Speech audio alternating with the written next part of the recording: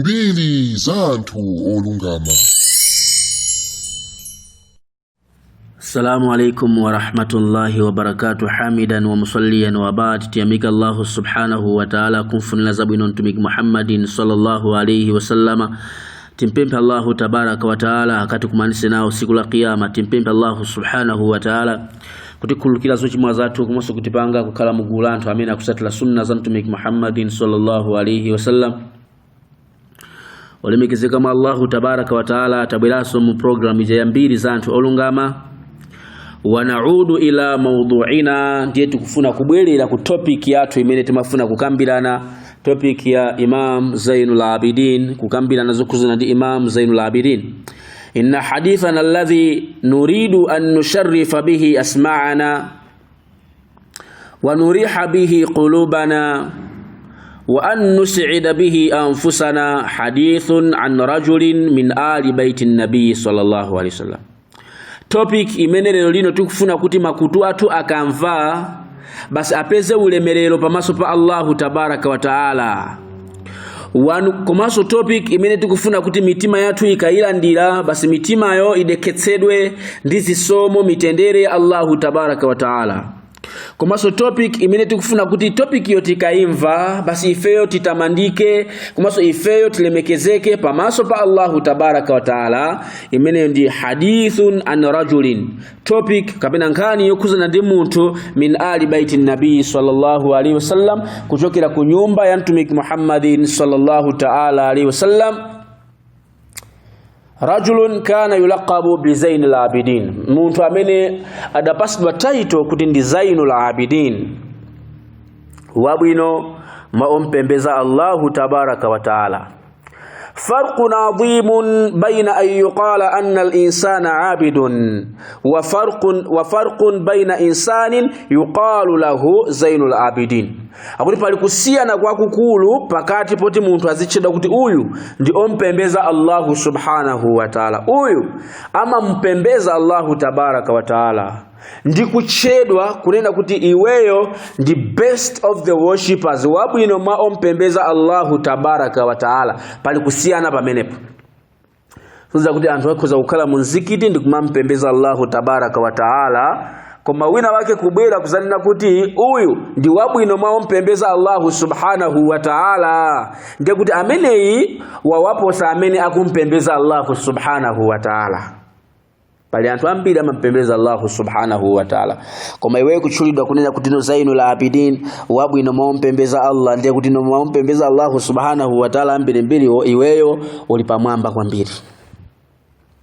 Iweyo ulipamwamba kwambiri. Ai zina loenda kuti Zainul Abidin alimatanthauza kunena kuti khairul abidin, wabwino maompembeza Allahu subhanahu wa ta'ala, au kapena kunena kuti afdalul abidin, opambana kwambiri manthu ompembeza Mulungu subhanahu wa ta'ala, au ahsanul abidin, kapena kuti no amene amaipanga ibada ya Allahu subhanahu wa ta'ala mabwino kwambiri kuposa anthu ena. Radhiyallahu ta'ala anhu. Allahu subhanahu wa ta'ala sangalale naye siku la kiyama, timpempe Allahu tabaraka wa ta'ala akati kumanise naye Imam Zainul Abidin radhiyallahu ta'ala anhu. Ummuhu, mai yake ummu waladin, ama chidwa mai yake ya mwana. Zimenezo mukamapanga fiqhi, anthu afiqhi ama fotokoza choncho. Wa maana ummi waladin, tanthauzo la maoni na kuti amai yake amwana, ai kutanthauza kunena kuti minal imai, ndio kuti mai yake Zainul Abidin radhiyallahu ta'ala anhu anali mmodzi mwa anthu amene anagwidwapo ukapolo. Ndiye muone Chiislamu chathu ndi dini ya Mulungu subhanahu wa ta'ala, ndi dini ya Allahu tabaraka wa ta'ala. Si yangana kuti khungulako ndilotani, dini ya Allahu tabaraka wa ta'ala. Kaya ndiwe ntumbuka, kaya ndiwe nchewa, kaya ndiwe mlomwe, kaya ndiwe mngoni, kaya ndiwe myao, kaya ndiwe chilichonse chimene uli, as long as wewe wavomereza Allahu tabaraka wa taala kukala mulungu mmozi yeka opembezedwa mwachoona ndi kutsimikiza kuyikira umboni kuti Muhammadun sallallahu alaihi wasallam ndi omaliza mwatumiki a Mulungu subhanahu wa taala, dini ya Islamu ima kulemekeza ima kukweza. Posatengera khungu, posatengera chiyankhulo chimene umayankhula, posatengera umphawi, posatengera kumene iweyo generation yako ikuchokera, kuti mtundu wako ukuchokera kuti, amayi yako anali ndani, bambo wako anali ndani. Dini ya Allahu tabaraka wa taala Mulungu subhanahu wa taala kuyankhula mu Qur'an, inna akramakum indallahi atqakum. Opambana mwainu pamaso pa Allahu subhanahu wa ta'ala ndi amene amamuopa Mulungu subhanahu wa ta'ala, ndi amene amamuopa Allah, ndi amene amadziwa kuti zimene ndikupanga zimmawa Mulungu subhanahu wa ta'ala akandifunsa ndikamuyankha chiyani, ndi amene amalingalira kuti chimene ndikupanga chikandikuba kodi ndikamaba choncho Allahu subhanahu wa ta'ala ndikamuuza chani siku la kiyama, siku lomaliza. Kandikupa kodi Allahu Mulungu subhanahu wa ta'ala ndikamuyankha chiyani nkhani yakupha kumene ndikupha uku. Kumuopa Allahu tabaraka wa taala amene ndiye opambana. Osati chifukwa kuti munthu ali ndi chuma, chifukwa kuti munthu waphunzira kwambiri, chifukwa kuti kuti munthu yomwina ali ndi abale amene amamuteteza nthawi ndi nthawi, amene kukhala olemekezeka. No, Islamu chikuti inna akramakum indallahi atqakum. Olemekezeka kwambiri mwaino pamaso pa Allah ndi amene amamuopa Mulungu subhanahu wa ta'ala. Ndiye tikuona Imamu Zainul Abidin mai yake anali kapolo, koma kubadwa Zainul Abidin radhiyallahu ta'ala anhu amene anali faqihu wa ku Madina. Taona ni mmene akunyamukira ma status yake, taona ni mmene akushemereledwera mu Islamu, taona ni mmene Islamu chinamnyamulira, taona ni mmene walemekezekera mu Islamu. Imene ndiye dini ya Mulungu subhanahu wa ta'ala. وهم ثلاثة من الصحابة فلما صحابة وكان العتات الإمام الحسين ابن علي ابن أبي طالب رضي الله تعالى عنهما، وعبد الله ابن عمر ابن الخطاب رضي الله تعالى عنهما، ومحمد ابن أبي بكر الصديق رضي الله تعالى عنهما. ما صحابة عتات أمين أوا إمام الحسين عبد الله ابن عمر محمد ابن أبي بكر رضي الله تعالى عنهم. Maswahaba atatu amene wa haulai thalathatu minas swahaba, maswahaba atatu amene wa qaddara Allahu tabaraka wa taala, Allahu subhanahu wa taala adazikonza annahum akhadhu akhawati, kuti anakwatila ma sisters. Ndi kuti mkazi wa Imam al-Husayn, ndi mkazi wa Muhammad ibn Abi Bakar, ndi mkazi wa Abdullah ibn Umar anali ma sisters, ose amachokera kubanja limozi, bambo ndi mai mmozi. Onsewa akhadhu akhawati minas sabi, anakwatira akapolo min sabi farisi mu akapolo akupeja. Abdullah ibn Umar akhadha wahidatan, Abdullah ibn Umar adatenga mmozi.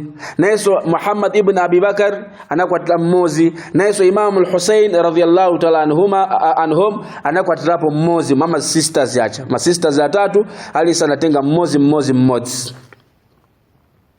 Masista atatu aliyese maswahaba atatu amene wadapita kukwatira mmozi. Banja lolemekezeka limenelo kukwatiwa kapena kuti anake ambanjamo kukapezeka kuti akwatiwa ndi maswahaba antumiki Muhammadin sallallahu ta'ala alayhi wasallam. Fa anjabat allati inda al-Husayn lahu aliyan, ndiye uja amina nakwatiwa ndi Imam al-Husayn radhiyallahu ta'ala anhu anabereka mwana zina lake Aliyu ibn al-Husayn. Wallati inda Abdullah ibn Umar anjabat lahu Salima, uja amina anakwatiwa ndi Abdullah ibn Umar radhiyallahu ta'ala anhum anabereka mwana zina lake Salim. Wallati inda Muhammad ibn Abi Bakr as-Siddiq anjabat lahu al-Qasim, ndiponso uja amene anakwatiwa ndi Muhammad ibn Abi Bakr as-Siddiq anabereka mwana zina lake Qasim. Wa haulai ndi atatu amene ndi Aliyu ibn al-Husayn, komaso ndi Salim, komaso ndi al-Qasim. Atatu amenewa min fuqaha'il Madina, ndi anthu oziwa fiqhi kwambiri mwa anthu aku Madina. Pambuyo pa maswahaba anthu amene ndi oziwa fiqhi kwambiri ku Madina anali anthu atatu amenewa. Wa ubadiha, komanso anthu amene anali opembeza Allahu subhanahu wa ta'ala kwambiri ku Madinatul Munawwara. Wa ulamaiha, komanso anthu amene adali odziwa dini kwambiri, amaphunziro apa mwamba kwambiri, ndi atatu amenewa. wa ashrafiha komaso amene anali olemekezeka kwambiri ku Madinatul Munawwara anali atatu amenewa koma mukayanga na azimai yawo anagwidwa po ukapolo mbuyomo. Dini ya Allahu tabaraka wa taala indeed zimenezi zikupeleka tanthauzo la mawu amene Allahu tabaraka wa taala dayankhula mu Qur'ani yolemekezeka kuti inna akramakum indallahi atqakum, ndithudi olemekezeka mwa inu pamaso pa Allahu subhanahu wa taala ndi aja amene amamuopa Mulungu subhanahu wa taala. Qala az-Zuhri, Imam az-Zuhri adayankhula kunena kuti rahimahullahu subhanahu wa taala ana Ali ibn al-Husayn. Imam az-Zuhri anayankula zokuzana ndi Ali mwana wa Imam al-Husayn amene title yake anapaswa kuti Zainul Abidin. Hii ananena kuti ma raaitu Quraishan, sindaonepo muntu wachi Quraish munthawi yake imeneyo qattun mpangono pomwe afdala amene anali wopambana kwambiri min Ali ibn al-Husayn, kumuposa Ali mwana wa Imam al-Husayn radhiyallahu ta'ala anhu. ويقول يحيى بن سعيد الأنصاري، نيس يحيى ابن سعيد من وسعيد الأنصاري رضي الله تعالى عنه amafoto kuza kunena kuti hadathani Ali ibn al-Husayn. Hadathani adandifotokozera ineyo Ali ibn al-Husayn, Ali mwana wa Husayn, wa huwa afdalu Quraishi adraktuhu, amene adali wopambana kwambiri mwa Quraishi manthu amene ndida wapeza munthawi yanga Imam Zainul Abidin. Ndia kuti ila hadhihi daraja kufikira ku level imene yonna kuti no munthawi yake ya Imam Zainul Abidin basi anthu akulu maulama china Imam az-Zuhri amavina kuna kuti no basi kulibe wopambana mwa Quraishi munthawi ino kuposa Imam Zainul Abidin. Qala rajulun, mzibambo wina adayankula li Sa'id ibn al-Musayyib, kumuza Sa'id mwana wa Musayyib, Imam wankulu Sa'id ibn al-Musayyib. Iya adanena kuti ma raaitu aura, sindaone po ine opa Allah kwambiri min fulani kumposa ujeni mwana wa ujeni. Yani kutandiza kuti fulanun iyeyo adachula kunena kuti wakuti ndi opa Allahu tabaraka wa taala kwambiri. Wakuti ama muopa Mulungu subhanahu wa ta'ala kwambiri. Faqala lahu Sa'id ibn al-Musayyab, ndiye Sa'id ibn al-Musayyab adamufusa kunena kuti hal ra'aita Aliya ibn al-Husayn, kodi unamuonapo iwe Ali mwana wa Imam al-Husaini, unamuonapo iwe Zainul Abidina? Qala ar-rajulu, ndiye mbambuja anazayanka kunena kuti la, sindamuone po ine Zainul Abidina radhiyallahu ta'ala anhum ajma'in, Allah sangalali na onse. Faqala, ndiye Sa'id ibn al-Musayyib adamuza mzibambuja kunena kuti wallahi ndikulumbira mwa Allah ma raaitu, sindaone po ine au raa muntu amene ndiwopa Allah subhanahu wa ta'ala min Ali ibn al-Husayn kumposa Ali mwana wa Imam al-Husayn radhiyallahu ta'ala anhuma. Anali wopa Mulungu subhanahu wa ta'ala kwambiri mpaka na munthawi yake anthu nditu anali kuchula kuti uyu ndi omuopa Mulungu subhanahu wa ta'ala.